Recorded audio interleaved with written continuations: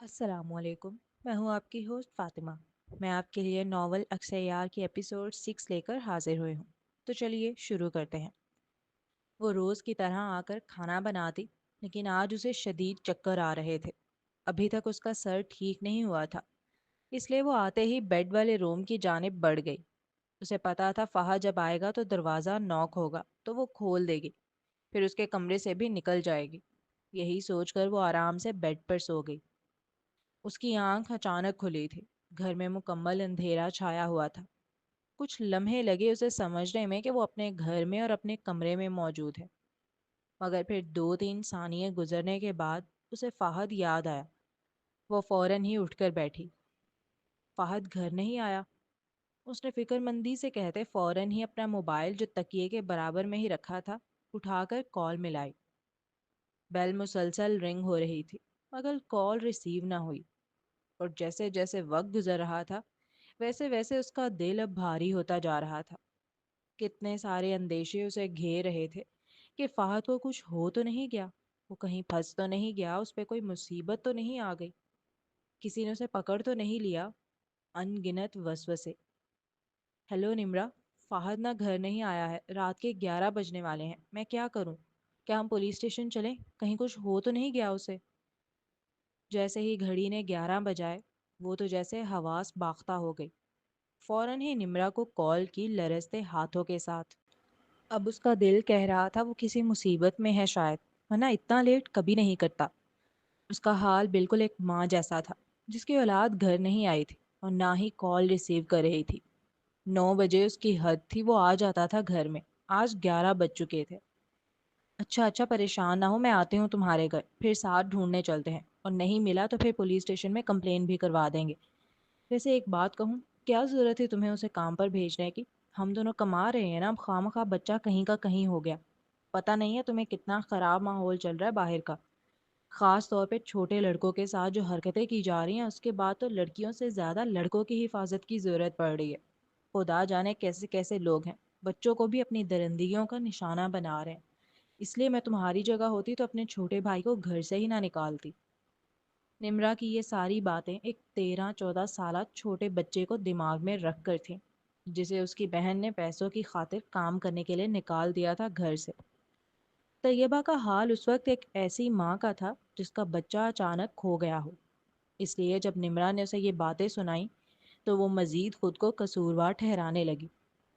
مجھ سے غلطی ہوگی، مجھے واقعی اسے کام ڈھونڈنے نہیں بھیجنا چاہیے تھا۔ ایک لڑکی جس کا سب کچھ چھن گیا ہو، ماں باپ، بہن بھائی، دوست، محبت، خواب، نام، معاشرے میں عزت، مقام، حتیٰ کہ جسم کی خوبصورتی بھی۔ ایسے میں اگر اسے ایک بھائی ملا تھا تو اس کے لیے تو وہی اس کی دنیا تھا۔ ہر انسان کو محبت کا ایک محور چاہیے ہوتا ہے زندگی جینے کے لیے، چاہے پھر وہ حسرت کے تحت ہو کہ اسے اچھا بن کر دکھانا ہے، یا آنے والے فیوچر کی روشنی کے تحت کہ اس کے لیے اچھا بننا ہے۔ ہاں وہ تاثیر کے پاس جانا چاہتی تھی، ہاں وہ تاثیر سے مل کر اپنے رشتے کو دوبارہ بہتر بنانا چاہتی تھی، لیکن اس وقت تاثیر محور نہیں تھا، فہد محور تھا۔ وہ فہد تھا جس کے لیے وہ روزانہ خوشی خوشی آ کر کھانا بناتی تھی۔ وہ فہد تھا جس کے لیے وہ صبح جاتے وقت ناشتہ تیار کر کے جاتی تھی۔ وہ فہد تھا جس کی پورے دن وہ فکر کیا کرتی تھی۔ طیبہ ایموشنلی طور پر بہت ویک لڑکی تھی جو مکمل اندھیروں میں جا چکی تھی، اور ان اندھیروں میں کسی روشنی کی مانند آیا ہوا تھا فہد، جسے وہ کسی حال میں کھونا نہیں چاہتی تھی۔ وہ فہد کی خوشی کے لیے فہد کا خیال نہیں رکھتی تھی، وہ اپنی خوشی کے لیے فہد کا خیال رکھتی تھی۔ اچھا تم اب رونے مت بیٹھ جانا، میں آ رہی ہوں، ٹھیک ہے؟ میں دیکھتی ہوں کیا کرنا ہے۔ یہاں اس نے کال ڈسکنیکٹ کی، وہاں دوسری جانب دروازہ نوک ہونے کی آواز آئی۔ تم ٹھیک تو ہو نا؟ کسی نے کچھ کیا تو نہیں نا تمہارے ساتھ؟ دروازہ کھولتے ہی فہد کا چہرہ دیکھ جیسے بے قرار دل کو قرار نصیب ہوا ہو، روحانسا آواز اور فکر مند لہجے میں وہ تیزی سے استفسار کرنے لگی۔ میری چھوڑو، تم اتنا پریشان کیوں نظر آ رہی ہو؟ اس نے گھر میں داخل ہوتے ہوئے جب لاپرواہی سے پوچھا تو طیبہ کا وہ فکر اور خوف کا احساس یکدم جیسے غصے میں بدلا۔ میں پریشان کیوں ہو رہی ہوں؟ رات کے 11 بج رہے ہیں، تھے کہاں تم؟ اتنی کالز کی ہیں، ایک کال تک تم سے ریسیو نہیں کی گئی۔ پتا ہے کتنے برے برے خیالات آ رہے تھے میرے دل میں کتنا پریشان تھی۔ میں نے نمرا تک کو کال کر دی، میں پولیس اسٹیشن جانے والی تھی، تمہیں کوئی احساس ہے کہ کوئی تو پریشان ہو رہا ہوگا تمہارے پیچھے؟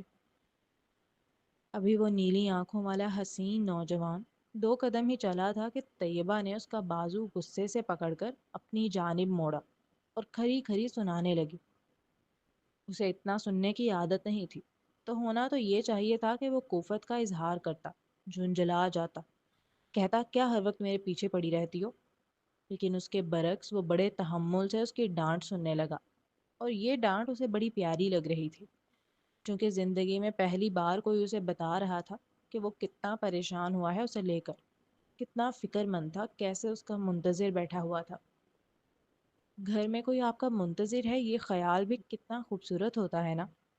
پیاری سی مسکان ہونٹوں کے کناروں پر سجائے اس نے اپنے ہاتھوں میں پکڑا شاپر طیبہ کی جانب کیا۔ کیا ہے یہ؟ اور میں جو تمہیں بول رہی ہوں وہ تمہیں سنائی دے بھی رہا ہے یا نہیں؟ اس نے شاپر نہیں لیا، وہ بہت غصے میں تھی، اس کا غصہ جائز بھی تھا، مقابل کی لاپرواہی کے سبب وہ کتنا پریشان ہوئی تھی۔ سب سنائی دے رہا ہے میری ماں۔ شاپر اس کے ہاتھ میں زبردستی پکڑا کر دونوں ہاتھ جوڑ کر وہ بے بسی سے بولا، اب ڈانٹنا بند کرو اور دیکھو تو صحیح میں کیا لے کر آیا تمہارے لیے۔ اس کی ڈانٹ ڈپٹ کو ایک کان سے سن کر دوسرے کان سے اڑاتا وہ بہت نرمی سے اسے کہہ رہا تھا، مجھے کچھ نہیں دیکھنا، پہلے بس مجھے اتنا بتاؤ تم نے میری کالز کیوں ریسیو نہیں کی؟ تمہیں کیوں خیال نہیں آیا کہ کوئی پریشان ہو رہا ہوگا تمہارے پیچھے؟ اتنے غصے والی وہ کبھی نہیں تھی، بس فہد کو کھو دینے کا ڈر ہی اتنا تھا کہ جذبات متغیر ہو گئے تھے، بکھر رہے تھے، کیونکہ آج تک میرے پیچھے کبھی کوئی پریشان ہوا ہی نہیں۔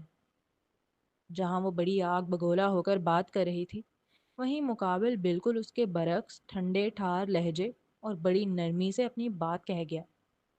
اس کا جملہ سنتے ہی طیبہ لمحہ بھر کے لیے منجمد ہوئی۔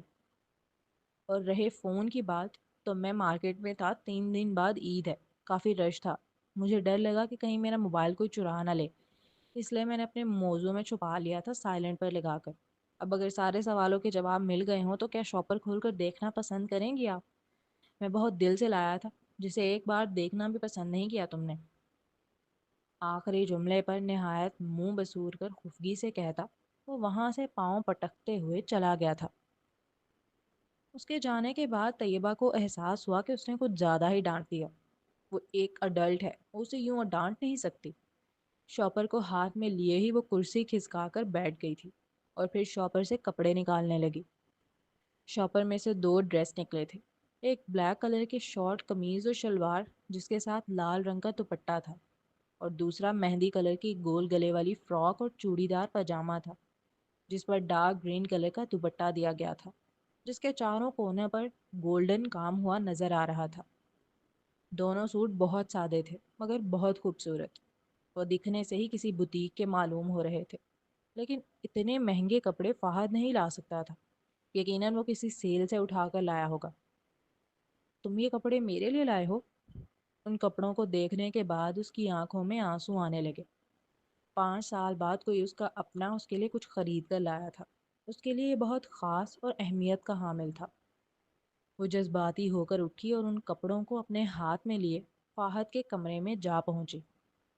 نہیں تو اپنے لیے لایا ہوں، عید والے دن پہن کے ناچوں گا روڈوں پر اور کہوں گا اے باجی دے نا۔ وہ لڑکا جو کھڑکی کے پاس کھڑا تھا اس کی بات سنتے ہی جذبز ہو کر مڑا اور نہایت چڑچڑے لہجے میں تنزیہ جواب دیا، ساتھ ہی آخری جملہ ادا کرتے وقت بڑی ادا سے اپنے بالوں کی نہ دکھنے والی لٹوں کو کان کے پیچھے کیا، ساتھ ہی ہونٹوں کو پاؤٹ کرتے ہوئے اپنا ایک ہاتھ اس کے آگے پھیلایا۔ وہ آدمی جو ناچنے والیاں بن کر باہر روڈوں پر پیسے مانگ رہے ہوتے ہیں، وہ بالکل انہی جیسی اداکاری کر رہا تھا۔ فہد کا ہاتھ جو اس کے آگے بڑھا تھا، اس پہ طیبہ نے فوراً اپنا ہاتھ رکھا اور کس کے پکڑ کر ہنسنے لگی۔ باجی دے نا، مقابل کے بڑی ادا سے کہے گئے لفظوں کو دہراتے ہوئے خوب ہنس رہی تھی وہ، اور شاید اسے یاد بھی نہ ہو کہ آخری بار وہ اتنا کھلکھلا کر کب ہنسی تھی، کب اس کے چہرے پر اتنی خوشی آئی تھی۔ مقابل اسے ہنستے ہوئے دیکھنے لگا، وہ لال پڑ گئی تھی پوری، اس کی آنکھوں کے کناروں پر آنسو تک آ ٹھہرے۔ زندگی میں شاید اسے کوئی لڑکی اتنی پیاری لگی ہو جتنی وہ لگی تھی ہنستے ہوئے۔ اگر وہ اس کی ان بیوقوفانہ باتوں پر ایسے ہنسے گی تو وہ زندگی بھر کر سکتا تھا ایسی باتیں. تمہیں سمجھ آئے؟ عید میں صرف 3 دن ہی باقی رہ گئے تھے اور وہ دیکھ سکتا تھا طیبہ نے کوئی شاپنگ نہیں کی تھی اپنے لیے. وہ لڑکی صرف کام کرنا جانتی تھی بس، اپنے اوپر خرچ کرنا تو سیکھا ہی نہیں تھا. جیسے جیسے دن گزر رہے تھے فہد کو فکر ہونے لگی تھی کہ کیا وہ کچھ نہیں پہنے گی عید پر. زندگی میں پہلی بار وہ کسی لڑکی کے لیے ڈریس لینے گیا.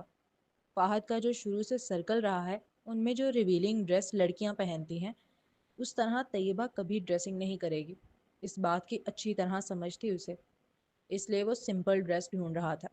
اور یہی بات اس نے بوتیک آنر سے بھی کہی. کپڑے تو بہت پیارے ہیں لیکن تمہارے پاس پیسے کہاں سے آئے؟ اب یہ وہ سوال تھا جہاں فہد صاحب نے خود کو تھوڑا پھنستا ہوا محسوس کیا. عید کے دنوں میں رش بہت بڑھ جاتا ہے، پتہ ہوگا تمہیں. تو مجھے اندازہ تھا کہ دکانداروں کو سیلز مین چاہیے ہوتے ہیں. میں ان کے پاس گیا کام مانگنے کے لیے تو سیٹھ نے کہا کہ وہ مجھے صرف عید کے دنوں تک کے لیے رکھ سکتا ہے، بدلے میں مجھے وہ پیسے دے دے گا. مگر آج اس نے مجھے کپڑے پکڑا دیا اور کہنے لگا پیسے کے بدلے کپڑے لے لو. مجھے یاد تھا تم نے کوئی شاپنگ نہیں کی ہے تو میں نے لے لیے. ویسے بھی یہ پرانا سٹاک ہے، دیکھنے میں خوبصورت ہے مگر ہیں سستے. وہ کہانیاں بنانے میں بڑا ہی ماہر بندہ تھا. اس نے اپنی فرضی کہانی سے 2 منٹ میں اس معصوم لڑکی کو قائل کر لیا. تم پیسے ہی لے لیتے، کم از کم میں تمہارے لیے شاپنگ کر لیتی ان سے. اب تم کیا پہنو گے؟ میں نے تو گھر میں ہی رہنا تھا، کون سا باہر جانا کہیں. مگر تم نے تو نماز پڑھنے جانا ہے عید کی. بلکہ ایک کام کرو، تم یہ سوٹ واپس لے جاؤ اور ان سے مردانہ سوٹ لے لو، یہ زیادہ بہتر رہے گا. وہ اس کا ہاتھ چھوڑ کر سوٹوں کو دوبارہ پیک کرنے کی نیت سے تیزی سے مڑ کر جانے لگی. ان کی شاپ عورتوں کے کپڑوں کی ہے، مردانہ کپڑوں کی نہیں. اور قبول کرنا سیکھو کسی کا تحفہ. ابھی وہ 2 قدم بھی نہ چلی تھی کہ اس کا بازو پیچھے سے مضبوط گرفت میں جکڑا. اس نے مڑ کر دیکھا تو وہ نیلی آنکھوں والا حسین لڑکا سنجیدگی سے خفگی بھرے لہجے میں کہنے لگا.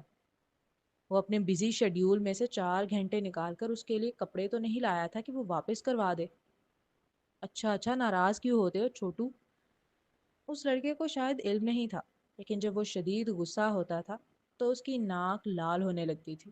اس لمحے بھی ہو رہی تھی، جس پر طیبہ بڑے پیار سے اس کی ناک پکڑ کر کہنے لگی. اس نے فوراً ہی اس کا ہاتھ جھٹکا تھا اپنی ناک سے. شروع میں جب وہ پیار کرتی تھی تو گمان ہوتا تھا کہ خود سے چھوٹا سمجھ کر رہی ہے. پھر تھوڑا وقت گزرا، اس کی محبت میں اور پختگی آئی تو محسوس ہونے لگا جیسے وہ 15-16 سال کے چھوٹے لڑکے کے طور پر کر رہی ہے. لیکن اب تو وہ اتنی زیادہ کرنے لگی تھی کہ گمان ہوتا کہ 11-12 سال کے بچے کو کر رہی ہے. وہ دن بدن اس کی محبت کی نظروں میں چھوٹا ہوتا جا رہا تھا. وہ لڑکی تو اسے بالکل بچوں کی طرح ٹریٹ کرنے لگی تھی اور خود کو کوئی 50-60 سالہ بوڑھی خاتون کی طرح. ابھی وہ کچھ بولتا اس سے پہلے ہی دروازہ نوک ہوا. اس وقت کون آیا ہے؟ رکو میں دیکھتا ہوں، فکر مندی سے کہتا. ابھی 1 قدم ہی چلا تھا وہ لڑکا کہ طیبہ کو یاد آیا کہ اس نے نمرہ کو کال کر کے بلایا تھا اور وہ دونوں فہد کو ڈھونڈنے جانے والی تھی. یقیناً وہی آئی ہوگی. میری دوست نمرہ آئی ہے، میں دیکھتی ہوں. اس نے فہد کو روکا تھا. اتنی رات کو کیوں؟ میں نے ہی اسے بلایا تھا، ہم ڈھونڈنے جانے والے تھے تمہیں. اگر تم نہیں ملتے تو میں تو پولیس اسٹیشن جانے کا سوچ چکی تھی. اس کی بات سنتے ہی فہد بے اختیار اپنی پیشانی پر دھپ مارتے ہوئے بے بسی سے ہنسا. میں بچہ تھوڑی ہوں، حد ہے، اس نے خاصا جتاتے ہوئے کہا. مگر مقابل نے کہاں سننا تھا، اس کے لیے تو بچہ ہی تھا. خود کو بڑا سمجھتا ہے اور ذمہ داری ایک پیسے کی نہیں ہے اس میں. یہی سوچتی ہوئی وہ کمرے سے نکل گئی. نمرہ کے لیے جب اس نے دروازہ کھولا تو بیچاری ہانپتی کانپتی گہرے سانس لیتی ہوئی تیزی سے بولی. میں بھاگتے ہوئے آ رہی ہوں تیری خاطر، چل آجا فہد کو ڈھونڈنے چلتے ہیں. میں نے تو سوچ لیا اگر نہیں ملا نا تو میں انور سے خود بات کر لوں گی، تھوڑا بہن ہونے کا ناتا واسطہ دے دوں گی، وہ مان جائے گا، اتنا برا نہیں ہے. وہ پولیس والا ہے، اس کی اچھی پہنچ ہے، وہ جلدی ڈھونڈ لے گا ہمارے مقابلے فہد کو. سوری میں تمہیں کال کر کے بتانا بھول گئی، فہد بازار چلا گیا تھا، وہ آ گیا ہے گھر. آؤ تم اندر آؤ. طیبہ خاصا شرمندہ ہوئی اس کی حالت دیکھ. وہ بیچاری ایک کال پر کیسے دوڑی چلی آئی تھی.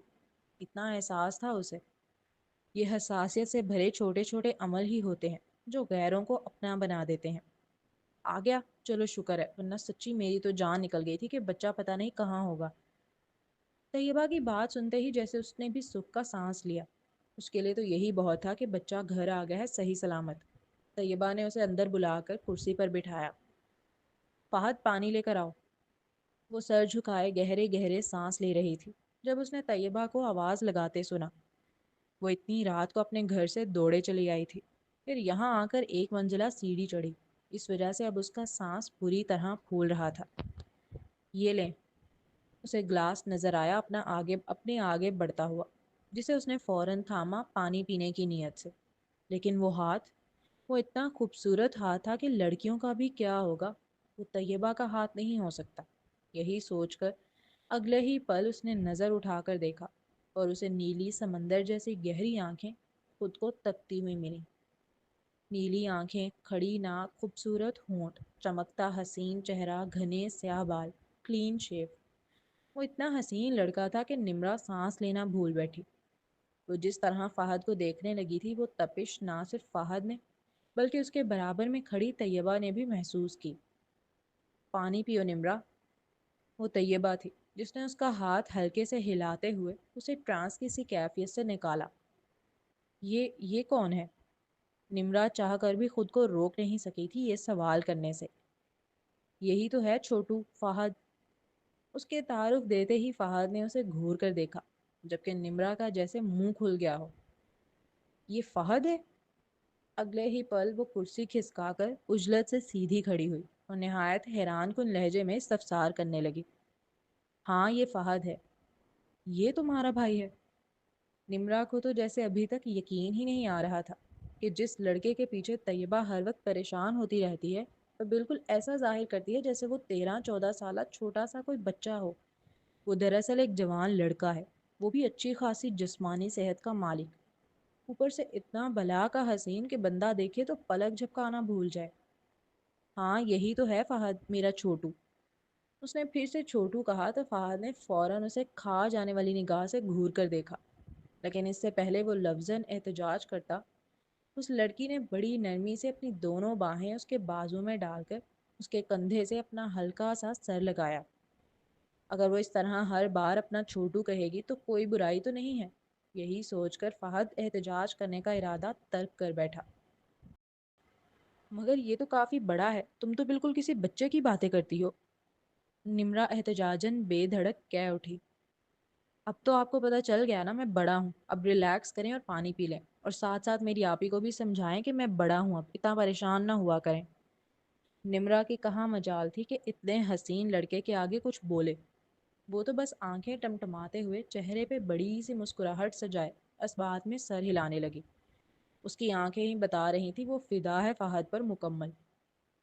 فہد تم نمرا کو کمپنی دو، میں کچھ کھانے کے لیے بنا لیتی ہوں، اور نمرا اب تم کچھ کھا کے ہی جانا۔ اس نے نرمی سے کہتے ہوئے فہد کے بازو سے اپنے دونوں ہاتھوں کو جدا کیا اور کچن کی جانب بڑھنے لگی۔ ارے ہم بازار سے منگا لیتے ہیں کچھ، کیوں اتنی رات کو خود کو تھکا رہی ہو محنت کر کے؟ ابھی وہ 2-3 قدم ہی چلی تھی کہ نمرا کی آواز اس کے کانوں کی سماعت سے ٹکرائی۔ بازار کا کھانا اسے بڑا مہنگا پڑ جاتا 3 بندوں کا، اور پھر عید بھی آ رہی تھی۔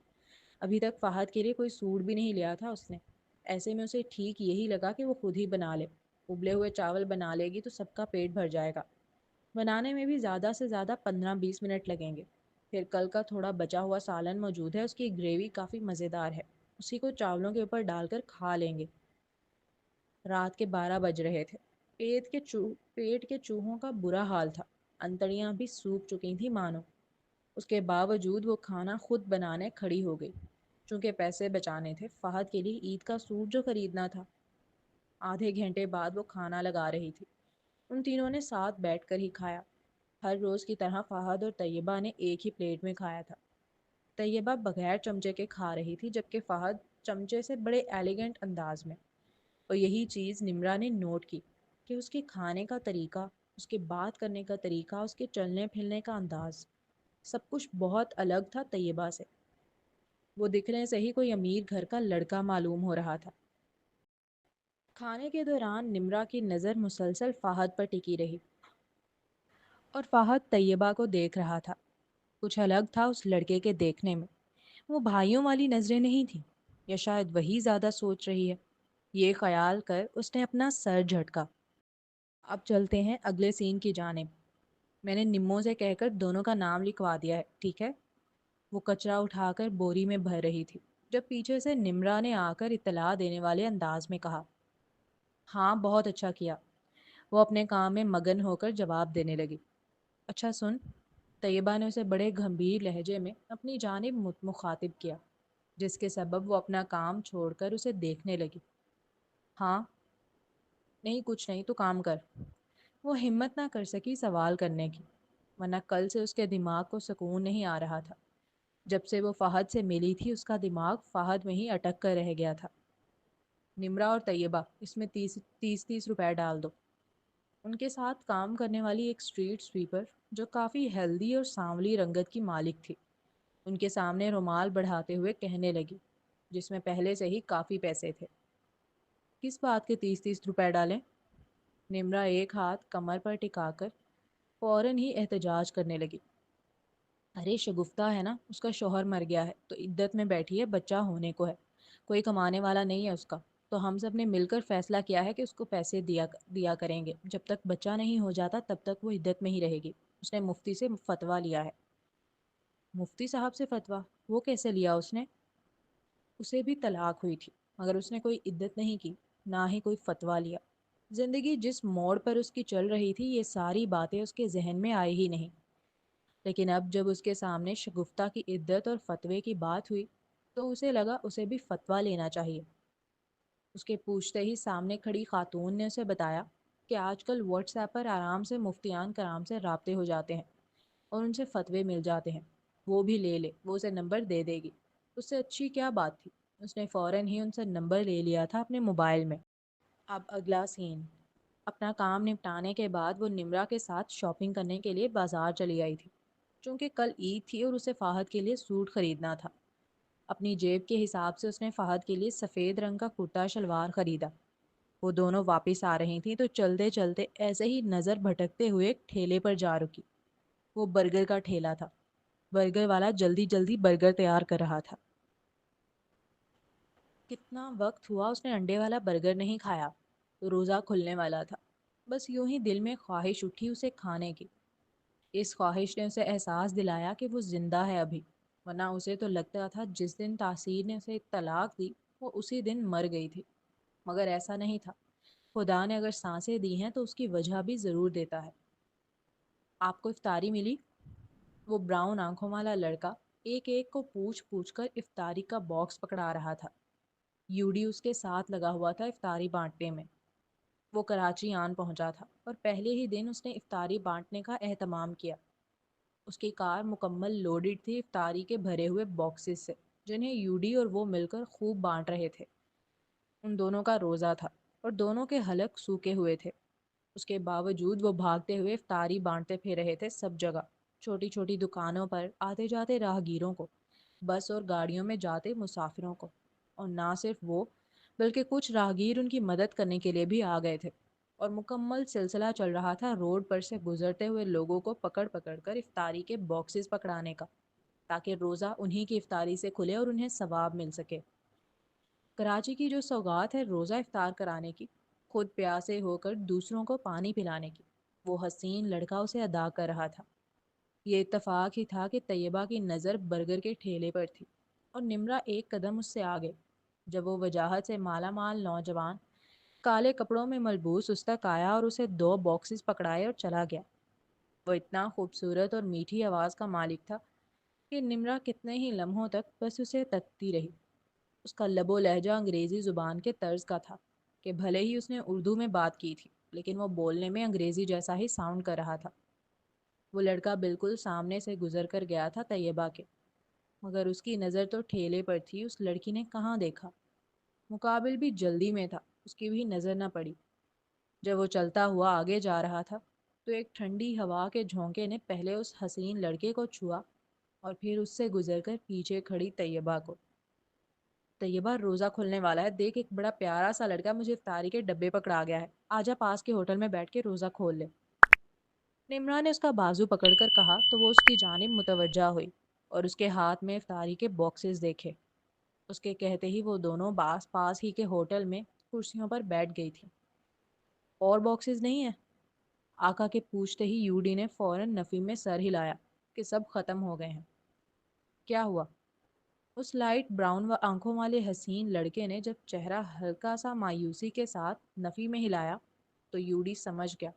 وہ کسی کو افطاری کے باکس دینا چاہتا تھا لیکن ختم ہو جانے کے سبب اب سوچ میں پڑ گیا ہے۔ جانی اس بچے کو دینا تھا۔ وہ روڈ کے پاس کھڑے بچے کی جانب اشارہ کرتے ہوئے گویا ہوا۔ وہ دکھنے سے ہی کوئی کارخانے میں کام کرنے والا بچہ لگ رہا تھا۔ کپڑے کافی گندے تھے اس کے، تھا بھی چھوٹا سا 10-11 سال کا۔ پاس کے ہوٹل میں لے چلتے ہیں آقا، ہمیں بھی تو افطاری کرنی ہے، ساتھ ہی کر لیں گے۔ یوڈی نے فرصت سے مشورہ دیا، جس پر وہ فوری راضی ہوتے ہوئے گاڑی کو لاک کرنے لگا۔ روڈ کراس کر کے اس بچے کو ساتھ لیا اور پہنچ کے اسی ہوٹل جہاں طیبہ پہلے سے موجود تھی۔ وہ دوپٹہ تمیز سے اوڑھی ہوئی تھی۔ اذان ہوتے ہی اس نے باکس کھولا اور اس میں وہی انڈے والا برگر، فرینچ فرائز، ایک سموسہ، 4 پکوڑے، 2 کیلے، 2 کھجور اور ایک کیچپ کا پیکٹ تھا۔ اور یہی سیم آئٹمز نمرا کے باکس میں بھی موجود تھے۔ کہنے کو صرف ایک برگر ہی تو تھا، مگر اس کے لیے وہ اس کی خواہش تھی، جسے خدا نے اس کے مانگتے ہی پورا کیا۔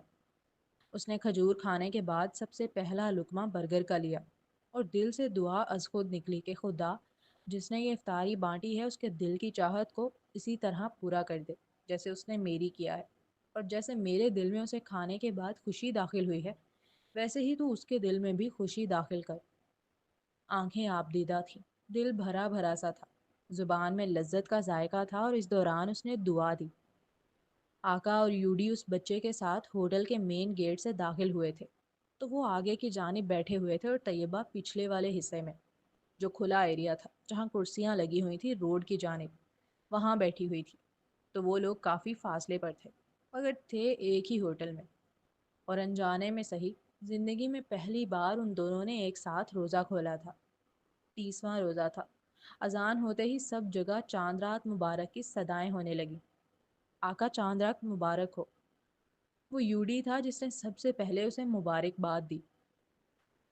میرے چاند کو چاند رات بہت مبارک ہو۔ ابھی وہ یوڈی کو جواب دیتا، اس سے قبل ہی پیچھے ٹیبل پر بیٹھے شخص نے موبائل پر کسی کو میسج بھیجا، جس کی آواز ان دونوں کے کانوں کی سماعت سے بھی ٹکرائی، اور وہ دونوں ایک دوسرے کے چہرے دیکھ کر مسکرانے لگے۔ میں بھی ذرا اپنی والی کو شو کر کے آتا ہوں، میں بھی ذرا اپنی والی کو کر کے آتا ہوں، یوڈی شوخی سے کہتا اٹھا۔ آپ یہاں انجوائے کریں سنگل پارٹی۔ ساتھ ہی اس کے کندھے پر تھپ تھپاتے، زج کرنے والے انداز میں چھیڑتا ہوا چل دیا، جس پر مقابل نے ہلکا سا سر جھٹکا۔ آپ کے پاس کوئی نہیں ہے جسے آپ چاند رات کا میسج کرو؟ وہ بچہ اب اس حسین لڑکے کی جانب بغور دیکھتے ہوئے معصومیت سے استفسار کرنے لگا۔ نہیں، ابھی تک تو کوئی نہیں ہے۔ مسکرا کر نفی میں سر ہلاتے ہوئے اس نے اپنے سموسے کھانے پر توجہ مرکوز کی۔ آپ تو اتنے پیارے ہو پھر بھی؟ اس بچے نے بڑی معصومیت سے یہ جملہ ادا کیا، جسے سنتے ہی وہ بے اختیار چہرے پر ہاتھ رکھ کر مسکرانے لگا۔ اس لڑکے کی مسکراہٹ اتنی پیاری اور نادان سی تھی کہ وہ بچہ اسے بڑی فدا فدا نظروں سے دیکھنے لگا۔ بچے بہت کم کسی سے اٹریکٹ ہوتے ہیں، اور وہ 10-11 سالہ بچہ اس سے اٹریکٹ ہو رہا تھا۔ اتنی معصوم سی مسکراہٹ تھی اس کی۔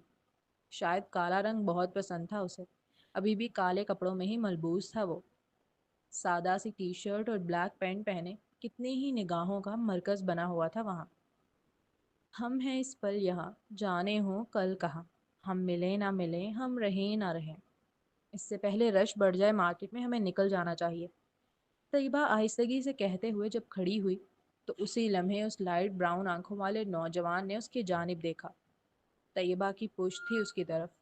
وہ بہت تمیز سے دوپٹہ اوڑھی ہوئی تھی کہ چہرہ نظر ہی نہ آیا۔ سرسری سا دیکھ کر اس نوجوان نے نظر ہٹا لی اور بچے سے بات کرنے لگا۔ رہے گی صدا یہاں، پیار کی یہ داستاں، سنیں گے صدا جسے یہ زمیں آسماں۔ وہ اتنا قریب تھے کہ بس وہ مڑتی اور وہ دیکھ لیتا، مگر شاید قسمت نے ابھی ملنا نہیں لکھا تھا۔ آپ چلتے ہیں اگلے سین کی جانب۔ گھر آنے کے بعد سب سے پہلے وہ نہانے گئی، پھر کھانا وغیرہ تیار کیا۔ اب جب فری ہو کر بیٹھی تو مفتی صاحب سے فتویٰ لے لے، یہ سوچ کر اس نے فوراً ہی سیل اٹھایا اور واٹس ایپ پر میسج ٹائپ کیا۔ السلام علیکم، میری ایک سہیلی ہے، وہ جب 3 سال کی تھی تو اس کا نکاح تاثیر علی نامی ایک لڑکے سے کر دیا گیا جو ان کے گھر پہ کرایہ دار رہتے تھے۔ وہ تب 4 سال کا تھا، پھر وہ اسلام آباد شفٹ ہو گئے۔ وہ کبھی واپس نہیں آئے یہاں تک کہ لڑکی 28 سال کی ہو گئی۔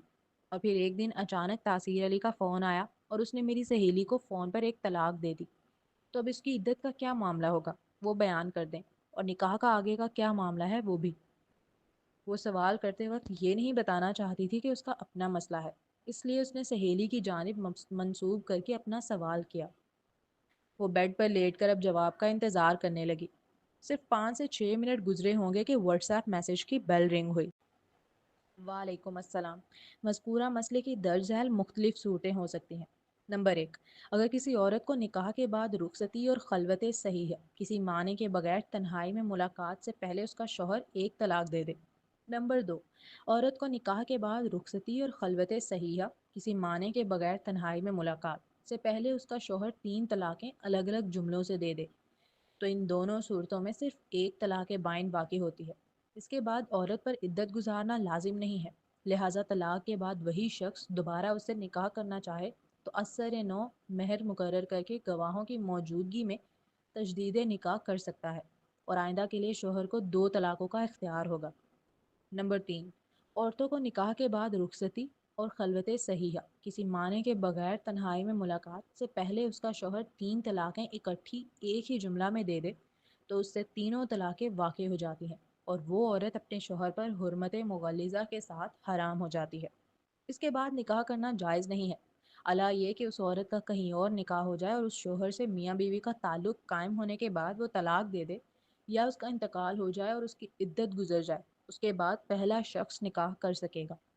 نمبر 4، عورت کو نکاح کے بعد رخصتی سے پہلے لیکن خلوت صحیحہ کے بعد اس کا شوہر طلاق دے دے تو اس کا حکم عام عورت کی طرح ہوگا جس سے اس کا شوہر ازدواجی تعلق قائم کر چکا ہو، یعنی اس کا شوہر اگر اسے 3 طلاقیں متفرق دے یا اکٹھی دے، بہر صورت تینوں واقع ہو جائیں گے اور عورت اپنے شوہر پر حرمت مغلظہ کے ساتھ حرام ہو جائے گی۔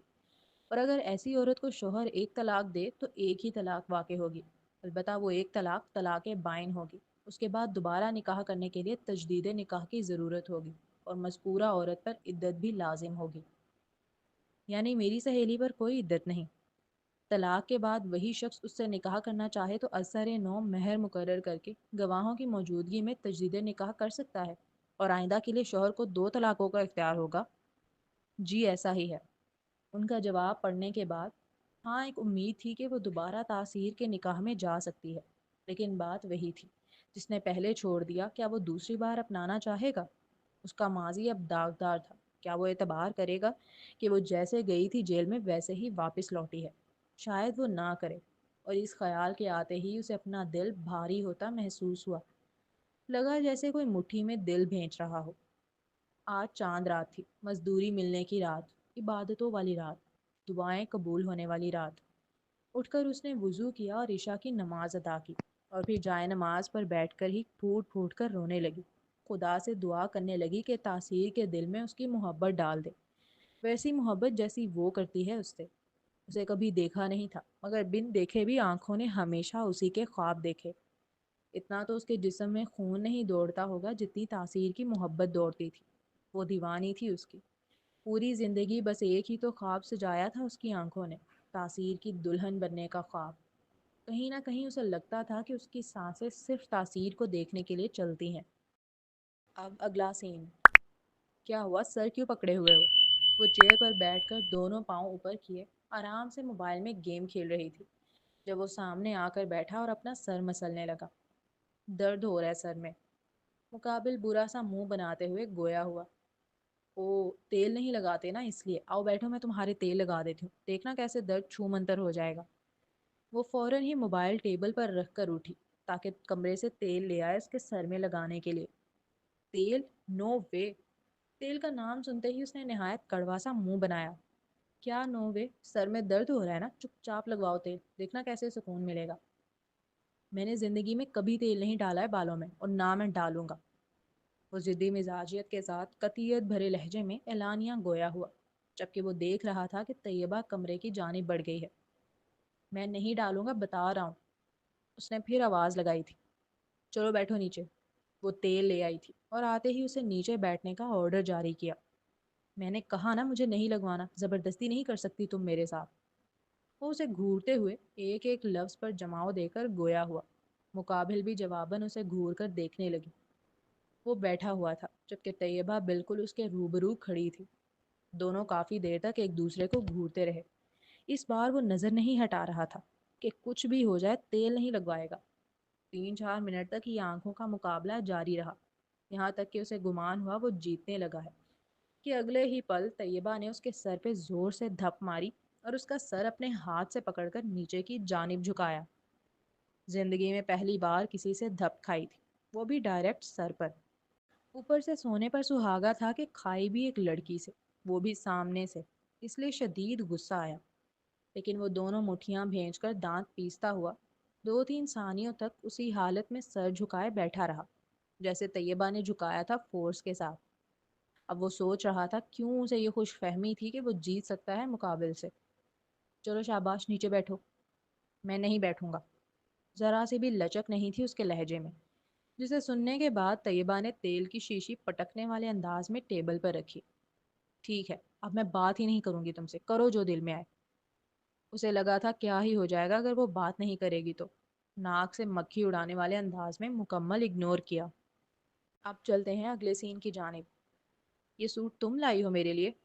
رات سے وہ اس کی جانب دیکھ تک نہیں رہی تھی، فجر میں بھی آج نہیں اٹھایا، یہاں تک کہ اب وہ عید کی نماز پڑھنے جا رہا تھا اور وہ کوئی بات ہی نہیں کر رہی تھی۔ مانا بات نہیں کی لیکن کام سارے کر رہی تھی اس کے۔ نہا کر آتے ہی اسے کپڑے استری ہوئے بیڈ پر بچھے نظر آ گئے تھے، جنہیں دیکھتے ہی اس نے طیبہ سے استفسار کیا، مگر وہ کب دیکھ رہی تھی اس کی جانب۔ وہ مکمل اگنور کرتی کمرے سے نکل گئی۔ سفید کرتا شلوار پہن کر جب وہ کمرے سے نکلا تو طیبہ جو چاول پکا رہی تھی وہ یکدم ٹھہر گئی اور اسے دیکھنے لگی۔ وہ بہت خوبصورت لگ رہا تھا ان سفید کپڑوں میں۔ ایک لمحے کے لیے دل چاہا کہ تعریف کرے، کہے کہ میرا بھائی کتنا پیارا لگ رہا ہے، اتارے اس کی نظر، مگر اگلے ہی پل اپنی ناراضگی یاد آ گئی اور منہ پھیر گئی۔ اس کے لیے ٹیبل پر ہی اس نے کھجوریں رکھ دی تھی اور ساتھ ایک چٹ بھی رکھی کہ کھجور کھا کر جانا۔ ایک کھجور منہ میں ڈال کر دوسری ہاتھ میں لیتا وہ اعلانیہ سلام کر کے گھر سے نکل گیا تھا۔ نماز پڑھ کر واپس آیا تو کوئی عید ملنے والا نہیں تھا۔ وہ تو منہ پھلائے سوئیوں کی پیالی ٹیبل پر سجا کر خود چادر منہ تک اوڑے سو چکی تھی۔ اتنا تو فہد کو یقین تھا سو نہیں رہی ہوگی، صرف دکھاوا کر رہی ہے سونے کا۔ خود کچن میں جا کر اس نے ایک اور چمچہ اٹھایا اور پیالی ٹیبل سے اٹھا کر اس کے پاس آ کر فرش پر بیٹھا۔ اس کے سفید کپڑے تھے لیکن اس کے باوجود وہ پرسکون بیٹھا تھا۔ کپڑوں پر کوئی داغ دھبا لگ جانے کا یا گندا ہو جانے کا خوف نہیں تھا اس کے دل میں۔ خوف تو دور کی بات، اہمیت بھی نہیں تھی۔ اس وقت سارا دھیان صرف اس ناراض ہوئی لڑکی پر تھا۔ چلو اٹھو، ساتھ کھاؤ میرے۔ وہ لڑکا کہ جب وہ پہلی بار اس کے ساتھ ایک پلیٹ میں کھا رہی تھی تو وہ کھانا نہیں کھا پا رہا تھا، اسے عجیب لگ رہا تھا۔ آج وہی لڑکا وہ نہیں کھا رہی اس وجہ سے نہیں کھا پا رہا تھا۔ پتلی دبلی سی تو تھی، تنکے میں جان ہو جیسے۔ ایک لمحہ لگایا اس نے اس کا بازو پکڑ کر اٹھا کر بٹھا دیا۔ مقابل نے چمچہ نہ لیا جبکہ وہ بڑھا رہا تھا اور منہ پھیر کر بیٹھ گئی۔ عید والے دن بھی ایسے ناراض ہو کر بیٹھو گی؟ وہ بلیک کلر کی قمیض اور شلوار میں ملبوس تھی، ساتھ ڈارک لال رنگ کا دوپٹہ جو گلے پر سجائے ہوئے تھا۔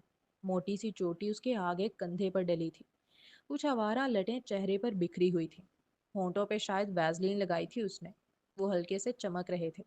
کہنے کو کوئی میک اپ نہیں کیا تھا لیکن پھر بھی وہ پیاری لگ رہی تھی آنکھوں کو۔ نئے کپڑے اس کی شخصیت کو جیسے ابھار رہے ہوں۔ اس نے تو پہلی بار ہی اسے اتنے خوبصورت حلے میں دیکھا تھا، مگر منہ پھولا ہوا تھا اس کا، دیکھ تک نہیں رہی تھی اس کی جانب۔ میں ناراض نہیں ہوں، بغیر اس کی جانب دیکھے کہا۔ تو پھر؟ مجھے بس تکلیف ہوئی ہے، مجھے لگا تھا تم میری کسی بات کو نہیں ٹال سکتے۔ تکلیف بات نہ ماننے کی نہیں تھی، تکلیف مان ٹوٹنے کی تھی۔ وہ جو بڑا پن دکھاتی تھی وہ اسی لیے تو دکھاتی تھی کہ وہ مانے گا، لیکن جب اس نے نہیں مانی تو طیبہ کا مان ٹوٹ گیا۔ اسے تھوڑا وقت چاہیے تھا اپنے آپ کو سمجھانے کے لیے کہ یہ شخص اس کی باتوں کو ماننے کا پابند نہیں ہے، جبکہ دوسری جانب اس کے جملے جیسے ٹھا کر کے دل پر لگے ہوں۔ وہ مان لیے بیٹھی تھی کہ وہ ٹالے گا نہیں اس کی بات کو۔ کہنے کو وہ لڑکی بہت سادہ گفتار کی مالک تھی، مگر اس کے وہی سادہ جملے اکثر اس لڑکے کے دل کو لگ جاتے تھے۔ وہ اس کی جانب نہیں دیکھ رہی تھی۔ وہ اپنا ایک پاؤں کھڑا کیے تھوڑی اس کے گھٹنے پر جمائے اداس سی بیٹھی نظر آ رہی تھی۔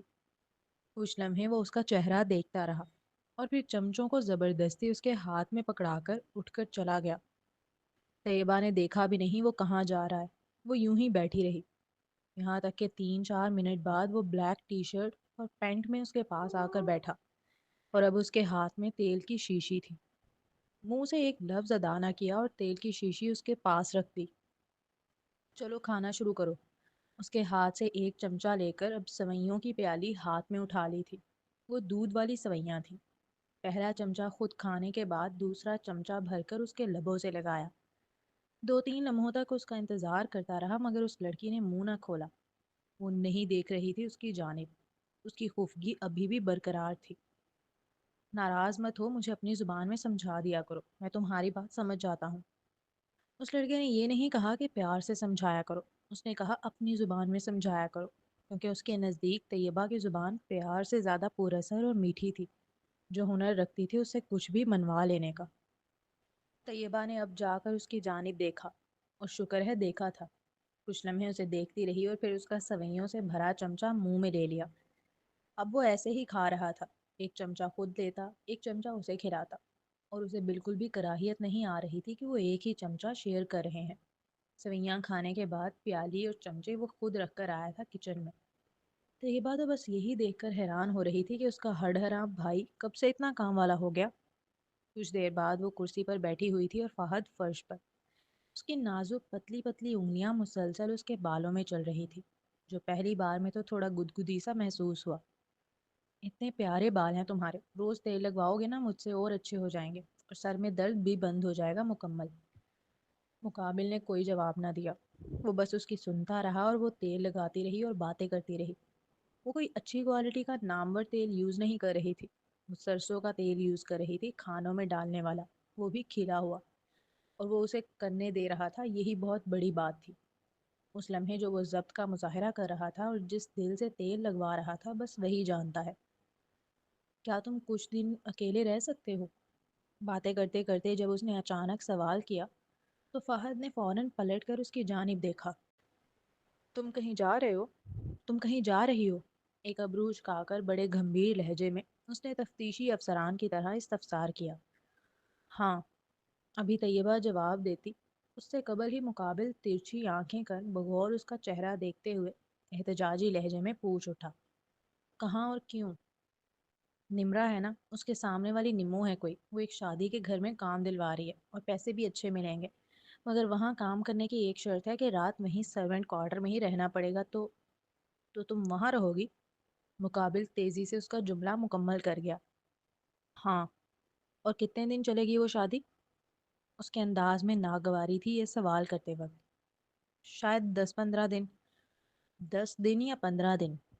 جیسے کوئی تفتیشی افسران بڑے جماؤں کے ساتھ پوچھتا ہے، بالکل وہی انداز تھا اس لڑکے کا۔ شاید 15 دن، کیونکہ وہ مائیوں سے بھی 2-3 دن پہلے بلا رہے ہیں۔ یہ کون سی شادی ہے جو 15-15 دن چل رہی ہے؟ اس نیلی آنکھوں والے حسین نوجوان کے لہجے میں شدید احتجاج تھا، جس کے جواب میں وہ مسکرانے لگی۔ صرف 15 دن کی تو بات ہے، اور تم تو خوشی ہوگی کہ تمہاری جان چھوٹ جائے گی مجھ سے، کوئی تمہیں روکنے ٹوکنے والا نہیں ہوگا، کوئی زبردستی نہیں کرے گا تیل لگوانے کی۔ اب سیدھے ہو کر بیٹھو اور تیل لگانے دو۔ میرے نئے کپڑے ہیں، کہیں تمہارے ان باتوں کے چکر میں میرے کپڑوں پہ تیل نہ لگ جائے۔ میں تو سوچ رہی ہوں دونوں نئے سوٹ لے جاؤں گی وہاں پر اپنے۔ کیوں؟ تمہیں وہاں کس کو دکھانا ہے؟ مقابل اس کا آخری جملہ سنتے ہی جھنجھلا کر دل جلے سے لہجے میں استفسار کرنے لگا۔ میں وہاں کسے دکھاؤں گی؟ کون سا میرا تاثیر آ رہا ہے وہاں پر؟ وہ جب تاثیر کا نام لیتی تھی تو شاید وہ خود بھی نہ جانتی ہو کتنی مٹھاس اور اپنائیت دراتی تھی اس کے لہجے میں، جیسے سب کچھ وہی ہو اس کا۔ تاثیر؟ تاثیر کون؟ مقابل ایک ابرو اچکا کر بڑے تجسس سے اس کا چہرہ تکتے ہوئے پوچھنے لگا۔ نہیں خبر کیوں، لیکن حلق تک کڑوا ہوتا محسوس ہوا تھا جب مقابل نے میرا تاثیر کہا۔ اب کیا بتائے کون ہے تاثیر؟ وہ جس کی دلہن بننے کے خواب دیکھتے ہوئے بڑی ہوئی، وہ جس کا نام اس کی ہر سانس لیتی ہے، وہ جس کے پیچھے وہ بن دیکھے بھی دیوانی ہے، وہ جو سامنے آئے تو پتہ نہیں سانسیں چل بھی پائیں یا نہ پائیں، وہ جو شریعت کے اعتبار سے اب کچھ نہ بچا لیکن پھر بھی دل پر قابض ہوا بیٹھا ہے، وہ جس کی محبت میں اس کا ایک طرفہ سفر ہے، ہے بھی سفر کانٹوں سے بھرا، پھر بھی بڑا پیارا ہے۔ جب بن دیکھے دیوانی کا یہ عالم ہے تو خدا جانے دیکھنے کے بعد کیا عالم ہوگا۔ تم اتنا مسکرا کیوں رہی ہو اس کے نام پر؟ بتاتی کیوں نہیں کون ہے وہ؟ زہر لگا تھا اس لڑکے کا پوچھنے پر طیبہ پر کا مسکرانا۔ میرا ہونے والا شوہر تاثیر علی۔ کیوں بتائے کہ صاحب کا شوہر ہے؟ جب کوئی رجوع کی صورت نکلتی ہے وہ رجوع ہی کی جانب جائے گی، دوبارہ اپنا لک ضرور آزمائے گی۔ وہ تو شادی میں کام کرنے جا ہی اس لیے رہی تھی تاکہ پیسے جوڑ سکے، تاکہ اسلام آباد جا سکے، تاکہ تاثیر کو منا سکے، تاکہ دوبارہ اس کے نکاح میں بن سکے۔ تو جی جناب، یہ تھی آج کے ایپیسوڈ۔ اب چلتے ہیں ریویو کی جانب۔ تو بھائی سب سے پہلے سین تو وہ بہت اچھا تھا جس میں وہ گم ہو جاتا ہے اور نمرا کو پتہ چلتا ہے کہ بھائی جس کو وہ بچہ سمجھ رہی تھی وہ اصل میں بچہ نہیں تھا، بلکہ اس کی تو اب بچے پہ نظر آ چکی ہے۔ مطلب کتنی ٹھرکی ہے نمرا کہ فہد پہ اس کی اب نظر، مطلب obviously وہ پیارا ہے تو اب ہر کسی کو پیارا لڑکا پیارا لگتا ہے۔ تو خیر وہ بیچاری سمجھی تھی کہ ہوگا 13-14 سال کا، اور وہ اس لیے بھاگی بھاگی آئی کہ بھائی ڈھونڈتے ہیں بچے کو، کہیں ایسا ویسا نہ ہو جائے، پتہ چلے جی بچہ تو تھا ہی نہیں، بچے کی جگہ تو پورا بچے کا باپ بن سکتا ہے وہ تو خیر وہ اچھا سین تھا، کیوٹ تھا۔ پھر اس کے بعد ہم آتے ہیں اس پہ جہاں پہ ہمارے وہ صاحب ہیں تابش نہیں، کیا نام تھا، مجھے اس کا نام بھول جاتا ہے، Shariq, sorry I am sorry, Shariq. تو اس کا اور طیبہ کا آمنا سامنا ہوتے ہوتے رہ گیا۔ خیر ہو ہی جائے گا ان قریب، جب وہاں پہ جائے گی تو مل ہی جائے گا۔ آئی ڈونٹ نو وہ پہچانے گا نہیں پہچانے گا، اوبویسلی پہچانے گا، لیکن طیبہ پہچانتی ہے یا نہیں اس کا کچھ نہیں کہہ سکتے کیونکہ اس ٹائم تو نہیں دیکھا ہوگا نا۔ تو خیر وہ بھی قسمت جہاں پہ لے کے جائے۔ پھر ہم آتے ہیں اس سے نیکسٹ سین پہ، تیل والے پہ۔ تو وہاں پہ مجھے وہ بہت کیوٹ سین لگا، مطلب اس نے کتنے مان سے اس کو بولا، پھر اس نے منع کر دیا، اور اسٹل وہ پھر مطلب بدلتا جا رہا ہے فہد، پتہ نہیں اب کیا سین ہے لیکن وہ بدلتا جا رہا ہے۔ تو اوور آل بہت اچھی ایپیسوڈ تھی، مجھے بہت مزہ آیا پڑھ کے۔ آپ لوگ کو کیسی لگی ضرور ریویوز دیں، چینل کو ضرور سبسکرائب کریں اور بیل آئیکن بھی پریس کریں۔ ملتے ہیں نیکسٹ ایپیسوڈ میں، تب تک کے لیے اللہ حافظ۔